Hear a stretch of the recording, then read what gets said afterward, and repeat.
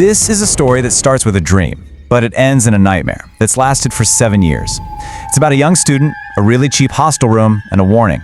A warning he just didn't listen to. And it all kicks off with a knock at the door and a voice. Imagine hearing this on your very first night in a new place. He thought it was a joke, just some hazing. But in room 105, some jokes have a nasty habit of coming true.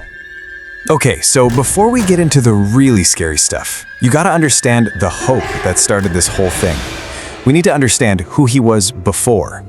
Our story is about a young man named Raunak, and all he ever wanted was to become a doctor. So Raunak, he's from this small rural village in Bihar, and he was smart, really driven, super focused, but he failed his first medical entrance exam, and that was a huge blow.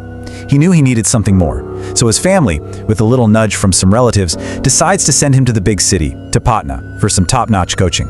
And for Raunak, man, this was everything. This wasn't just moving. This was the first real step towards the life he'd been dreaming about forever. He could almost taste it. Right, so his relatives in Patna, they were supposed to find him a place to stay. And, well, let's just say they didn't exactly roll out the red carpet.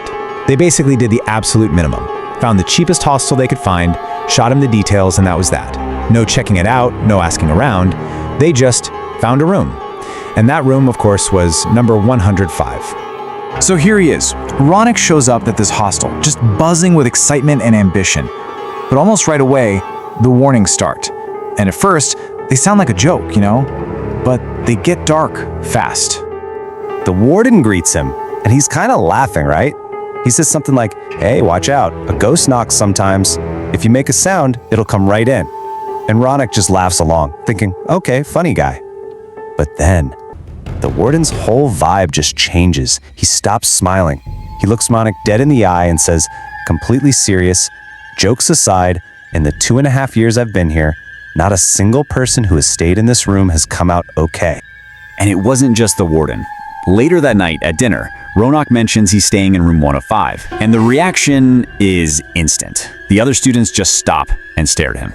It's this look of shock and pity. One of them actually says, "Are you crazy? They didn't tell you about that room?" They straight up tell him that nobody makes it in there. Or if they do, they're never the same again. But Raunak, his mind was a fortress. I mean, sure, he believed in ghosts, but in stories you tell around a campfire. This had to be a prank, a big, elaborate hazing ritual for the new guy from the village. He had a dream breathing down his neck, a future he was desperate to build. He was not going to let a bunch of silly ghost stories distract him. And that, right there, that was the tragic mistake. He just ignored every single warning. So that very first night, all those jokes become terrifyingly real. This is where Raunak's dream starts to fall apart. It's just before midnight, and this nasty storm starts brewing. And then it begins. This violent, frantic knocking on his locked door. It's not like a normal knock. It's like someone is desperately trying to break in. He shouts, "Who is it?" Nothing. He creeps over to this little window that looks out into the hall, and there's no one there. The corridor is totally empty. And as he's standing there staring, the door starts shaking again from the force of the banging. His heart is just hammering in his chest, and he finally yanks the door open. A huge blast of cold air hits him in the face, but the hallway is completely, totally empty. He's just standing there, completely baffled, trying to tell himself it was just the wind or something, but then he looks down, and the question that must have been screaming in his mind is, if nobody came in, where did these footprints come from? Because what he saw made no sense. There were muddy footprints on the floor. But here's the thing, they weren't leading to his door, they were leading away from it. They started inside his locked room and went out into the hall. Something had been in there with him, and it had just walked out. He barely gets a wink of sleep that night, obviously. The next day, he tries to shake it off, He goes out, explores the city, gets his coaching classes sorted, but night always comes back around. And if the first night was scary, the second night was a straight-up dive into hell. It starts around 9:30 p.m. The power for the whole hostel just cuts out. His room is plunged into absolute darkness. A few minutes pass, and then he hears it. This faint, awful sound of a girl crying, weeping. He just freezes. It sounds so close. And then the horror sinks in. The sound isn't coming from the next room. It's coming from inside the wall, right next to his bed. He gets closer, presses his ear against the cold plaster, and he can hear this terrified whisper, a girl's voice coming from inside the wall. It's saying, "Don't open the door. He will come. I'm so scared." He's terrified, but he knocks on the wall, asking who's there. And a knock comes back from the other side. He's panicking now, thinking there's a girl trapped in the next room. He runs out into the hall, but the door to the room next door is locked up tight. It's empty.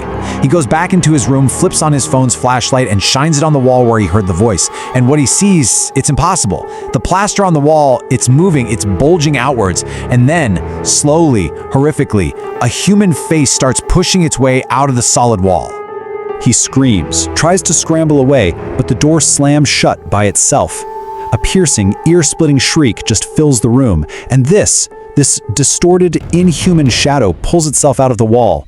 It doesn't have a real shape, it's just this swirling black mass, except for two glowing red eyes, and those eyes are locked right on him. The creature lunges, and Raunak's world just goes black. The next morning, the warden has to break the door down.